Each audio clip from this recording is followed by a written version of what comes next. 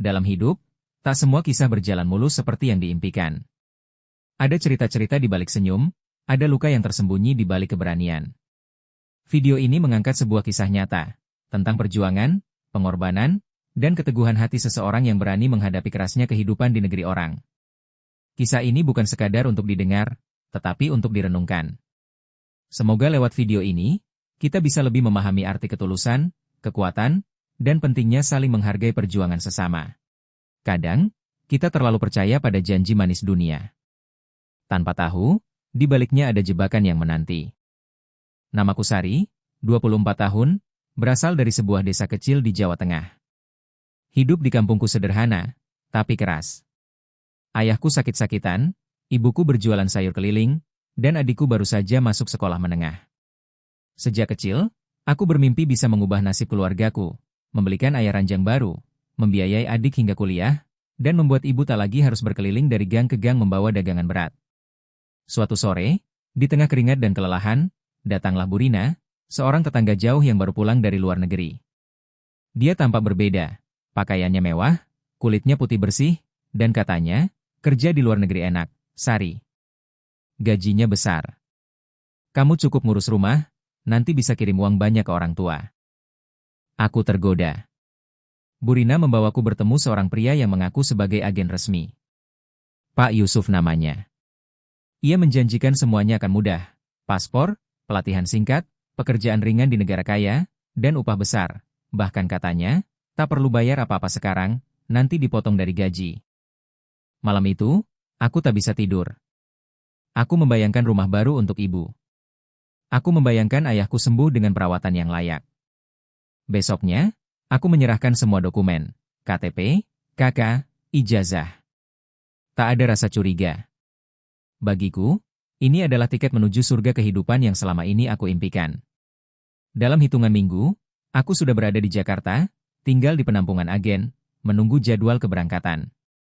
Di sana, aku bertemu puluhan perempuan lain, semua dengan mimpi yang sama, mencari kebahagiaan di negeri orang. Tapi, dari bisikan ke bisikan, dari tatapan kosong beberapa wajah, aku mulai merasakan sesuatu yang aneh. Ada ketakutan yang tersembunyi. Tapi aku memilih mengabaikannya. Toh, mungkin mereka hanya gugup, pikirku. Tak lama kemudian, aku mendapat kabar, visaku sudah keluar. Aku akan berangkat dalam 2 hari. Aku pun menelepon ibu untuk berpamitan. Suaranya bergetar menahan tangis. Hati-hati ya, Le. Jangan gampang percaya orang. Aku hanya tertawa kecil, mencoba menenangkan. Iya, Bu. Aku akan baik-baik saja. Ini awal baru kita. Aku tidak tahu bahwa janji manis yang kubeli dengan seluruh impianku justru akan membawaku ke penjara tanpa jeruji di negeri orang. Tidak semua yang berkilau itu emas. Kadang, kilauannya hanya untuk menipu mata. Hari keberangkatan akhirnya tiba. Dengan koper kecil berisi baju seadanya dan setumpuk harapan, aku dan beberapa teman dari penampungan diantar ke bandara. Pak Yusuf tersenyum lebar sambil menyerahkan pasporku. Semangat, ya, Sari. Ingat, ini jalan menuju hidup yang lebih baik. Aku hanya mengangguk, menahan gugup. Ini pertama kalinya aku naik pesawat, pertama kalinya meninggalkan tanah air. Setelah belasan jam perjalanan, aku akhirnya tiba di negara tujuan, sebuah negara Timur Tengah yang namanya sering kudengar di iklan-iklan lowongan kerja. Namun, begitu mendarat, ada yang terasa aneh. Aku tidak melalui imigrasi seperti biasa. Seorang pria bertubuh besar menjemputku langsung dari pintu keluar khusus. Dia tidak memperkenalkan diri, hanya memberikan isyarat agar aku mengikutinya. Tanpa banyak bicara, aku dibawa ke sebuah ruangan sempit di luar bandara. Di sana, aku bertemu beberapa perempuan lain, beberapa di antaranya tampak sangat ketakutan. Ini bukan jalur resmi, bisik salah satu dari mereka. Aku tertegun. Jalur tidak resmi? Apa maksudnya? Tak lama kemudian, datang seorang wanita berpakaian serba hitam. Ia membawa berkas-berkas, menyuruh kami menandatangani sesuatu. Semuanya berbahasa asing, aku tak mengerti satu kata pun. Ketika aku bertanya, ia hanya menggeram keras, membuatku terpaksa menandatangani dengan tangan gemetar. Dari situ, aku baru sadar, aku bukan akan bekerja seperti yang dijanjikan. Aku dijual ke sebuah agen lokal yang akan mendistribusikan kami ke rumah-rumah majikan. Semuanya tanpa kontrak resmi, tanpa perlindungan hukum. Kami adalah barang dagangan. Malam itu, aku tidur di lantai dingin bersama belasan perempuan lain. Bau keringat, ketakutan, dan isak tangis memenuhi ruangan. Seorang gadis dari Sulawesi, Mira, membisikiku dalam gelap, kita sudah dipegang agen gelap. Kita kayak budak di sini. Aku ingin menangis. Aku ingin pulang. Tapi pasporku sudah diambil. Aku tidak punya siapa-siapa di negara ini. Aku tidak tahu harus bagaimana. Esok paginya, kami semua dipajang seperti barang lelangan. Satu persatu dipilih oleh para calon majikan. Sebagian dinilai dari warna kulit, sebagian dari postur tubuh, sebagian hanya berdasarkan tampang. Aku dipilih oleh seorang wanita parubaya bertubuh besar. Tatapannya tajam, penuh penilaian. Ia menunjukku tanpa berkata-kata, lalu menyerahkan sejumlah uang ke pihak agen. Aku, Sari, resmi dibeli. Saat mobilnya melaju meninggalkan tempat itu, aku menatap keluar jendela, mencoba menahan air mata. Di luar, dunia asing ini tampak begitu indah. Gedung-gedung megah, taman-taman luas, langit biru cerah. Tapi aku tahu, untukku, ini bukan lagi surga yang dijanjikan. Ini adalah awal dari mimpi buruk panjang yang belum pernah kubayangkan. Terkadang, penderitaan tidak datang dalam sekejap.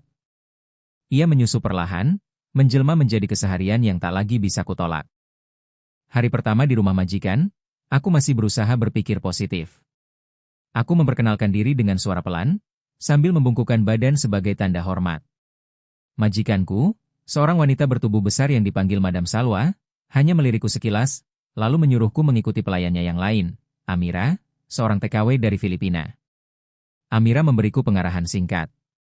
Kamu bangun jam 5 pagi, bersihkan seluruh rumah sebelum Madam bangun. Jangan bicara banyak. Jangan bertanya. Dan jangan pernah melawan. Aku mengangguk. Semuanya terdengar berat, tapi aku bertekad kuat. Asal aku sabar, aku pasti bisa mengumpulkan uang dan pulang sebagai pahlawan untuk keluargaku. Tapi itu hanya pikiranku di hari pertama. Hari-hari berikutnya berubah menjadi penderitaan tanpa henti. Aku harus mencuci pakaian seluruh keluarga, puluhan potong, dengan tangan. Lalu mengepel lantai 2 tingkat, memasak, mengurus 3 anak kecil yang nakal dan suka memukul. Semua itu harus selesai sebelum jam 8 pagi. Jika ada yang kurang, tamparan Madam mendarat tanpa ampun di pipiku. Satu hari, aku lupa menyiapkan teh hangat untuk suaminya. Tanpa peringatan, Madam melemparkan cangkir ke arahku. Pecahan kaca menggores kulit tanganku, darah menetes, tapi aku hanya bisa membungkuk dan meminta maaf. Malam hari, ketika tubuhku nyaris roboh karena lelah, aku tidak tidur di kamar. Aku disuruh tidur di sudut dapur, di atas tikar tipis yang sudah koyak. Aku ingin menghubungi keluargaku.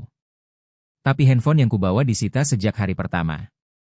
Katanya, TKW tidak perlu handphone. Fokus kerja.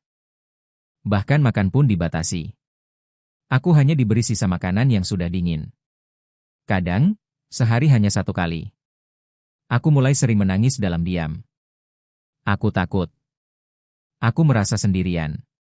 Aku merasa seperti benda mati, hanya berguna saat bekerja, tidak berhak bicara, tidak berhak merasa.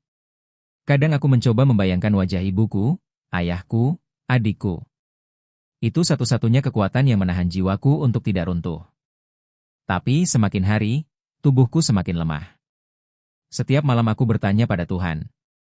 Berapa lama lagi aku harus bertahan di neraka ini? Aku menunggu janji surga yang dulu dijanjikan. Tapi di sini, yang kudapat hanyalah luka, air mata, dan rasa sepi yang membunuh perlahan. Kadang, jeritan paling nyaring adalah yang tidak pernah terdengar. Hari-hari berlalu seperti siklus tanpa akhir. Bangun sebelum fajar, bekerja tanpa henti, makan seadanya, tidur dalam dingin dan ketakutan. Tubuhku mulai menunjukkan tanda-tanda kelelahan. Telapak tanganku pecah-pecah. Punggungku terasa seperti retak. Berat badanku menurun drastis. Tapi di mata Madam, aku tetap tidak cukup cepat, tidak cukup bersih, tidak cukup sempurna. Suatu sore, saat aku membersihkan ruang tamu, anak sulung majikan, yang baru berusia 7 tahun, menumpahkan jus ke karpet mahal. Madam masuk dan melihat kekacauan itu. Tanpa bertanya siapa pelakunya, ia langsung mengangkat tangan dan menamparku keras di wajah. Aku terjatuh. Pipi kiriku panas dan berdenyut.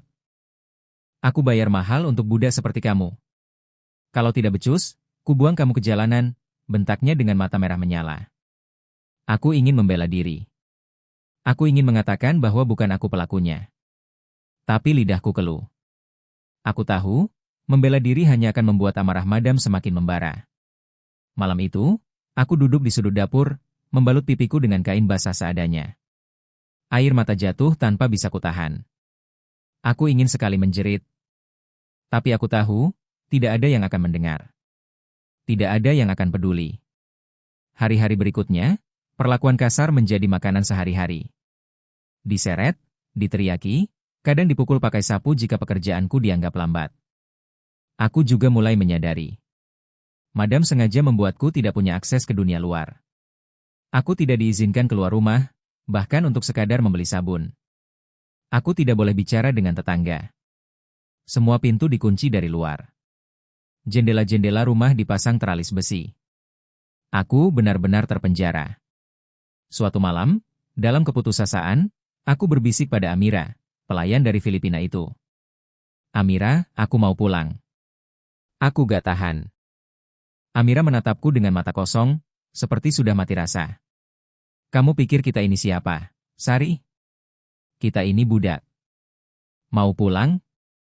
Kalau ketahuan, Madam bisa lapor polisi. Dibilangnya kita kabur. Di sini, kamu yang salah, bukan mereka. Aku terpaku. Amira benar. Aku tidak punya paspor. Aku tidak tahu jalan. Aku tidak bisa bahasa mereka. Aku tidak punya siapa-siapa di negara ini. Malam itu, untuk pertama kalinya, aku berdoa sambil menggigit bantal lusuh di dapur. Memohon kepada Tuhan, bukan untuk hidup yang lebih baik. Tetapi cukup. Cukup diberi kekuatan untuk bertahan hidup satu hari lagi. Karena di rumah ini, setiap napas terasa seperti sebuah perlawanan. Ketika harapan terakhir adalah pelarian, kadang dunia justru menunjukkan bahwa kita bahkan tak punya jalan keluar. Suatu hari, Madam Salwa pergi keluar kota bersama keluarganya, meninggalkan aku dan Amira di rumah. Sebelum pergi, dia memperingatkan, jangan macam-macam. Tetap di rumah. Aku akan tahu kalau kalian berani keluar. Setelah pintu tertutup dan mobil majikanku melaju pergi, aku dan Amira saling berpandangan. Ada ruang kosong di rumah itu. Ada kesempatan. Aku duduk termenung di dapur, jantungku berdegup kencang. Inikah waktunya? Inikah satu-satunya kesempatan untuk kabur? Aku tahu kalau aku terus bertahan di sini, aku bisa mati pelan-pelan. Penderitaan ini tidak akan pernah berakhir. Setelah memastikan tidak ada orang lain, aku mendekati pintu belakang. Amira memperhatikan dari jauh, wajahnya penuh ketakutan. Aku mencoba memutar kunci. Terkunci. Lalu aku cek jendela dapur. Ada satu jendela kecil yang biasanya dibiarkan sedikit terbuka untuk ventilasi udara. Dengan susah payah, aku mendorong tubuhku keluar lewat celah sempit itu. Tangan dan lututku lecet tergores besi dan beton, tapi aku tidak peduli. Yang ada di pikiranku hanya satu, bebas. Aku berhasil keluar ke gang kecil di belakang rumah. Kakiku gemetar. Aku tidak tahu arah. Aku hanya tahu aku harus menjauh. Aku berlari kecil, menundukkan kepala. Orang-orang lokal menatapku aneh. Gadis asing, compang-camping, berlari sendirian di tengah siang bolong. Aku tidak tahu harus kemana. Aku tidak tahu bahasa mereka untuk meminta tolong. Aku tidak tahu adakah tempat aman untuk bersembunyi. Beberapa blok kemudian, sebuah mobil hitam berhenti mendadak di depanku. Dua pria turun. Mereka berteriak dalam bahasa asing yang tidak ku mengerti. Sebelum aku sempat berlari, mereka menarik lenganku kasar dan memaksaku masuk ke dalam mobil. Aku berontak. Aku menjerit. Tapi tidak ada yang membantu. Orang-orang hanya menonton seolah itu hal biasa. Di dalam mobil, aku melihat wajah Madam Salwa duduk di kursi depan. Matanya merah menyala karena marah. Mulutnya berteriak, "Kamu pikir bisa lari dari aku? Kamu pikir kamu siapa?" Tanganku diborgol. Aku dibawa kembali ke rumah. Dan malam itu, aku dihukum. Bukan hanya teriakan. Bukan hanya pukulan. Madam memukulku dengan ikat pinggang, berkali-kali, sambil menyebutku, budak tak tahu diri. Aku pingsan di lantai, tubuhku penuh lebam. Amira mencoba menyelimuti tubuhku dengan kain tipis, sambil menangis pelan. Dalam setengah sadar, aku berjanji pada diriku sendiri. Aku tidak akan mencoba kabur lagi. Bukan karena aku menyerah. Tapi karena aku tahu, dalam dunia ini, aku benar-benar sendirian. Bahkan dalam kegelapan terdalam, secercah cahaya bisa menjadi alasan untuk tetap bernapas. Hari-hari setelah upaya kabur itu terasa lebih buruk dari sebelumnya. Madam memperketat pengawasannya. Aku tidak pernah lagi dibiarkan sendirian, bahkan untuk pergi ke kamar mandi. Setiap malam, tubuhku berdenyut kesakitan. Tetapi rasa sakit itu perlahan-lahan berubah menjadi keteguhan. Aku berjanji dalam hati. Aku harus bertahan. Aku harus menemukan jalan lain.